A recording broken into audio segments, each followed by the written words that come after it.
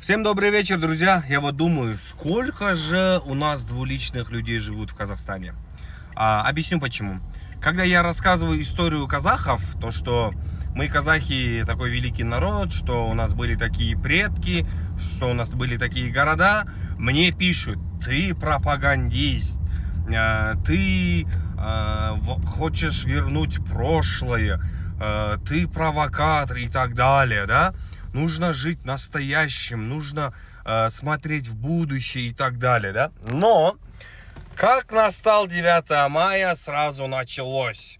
Мы должны чтить историю, наши предки были такие, мы защищали страну, нужно знать историю и передать это все нашему будущему поколению. О, алло, что за двойные стандарты, народ, а?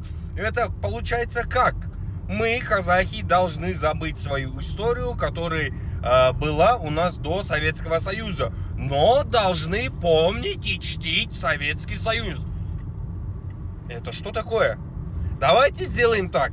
Если вы хотите, чтобы мы, казахи, забыли про свою историю и не говорили об этом, а просто жить настоящим и будущим, так давайте забудем тоже Советский Союз.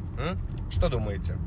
Или же давайте сделаем так. Если вы хотите помнить всегда Советский Союз, вы хотите помнить, что было все хорошее в Советском Союзе, так давайте чтите казахскую историю, да, которая была у казахов до Советского Союза и до колонизации Российской империи. Давайте помнить все это. Так что за двойные стандарты, народ? Ой, бля, деген әңгіме осы жерде болды ғой ағайын.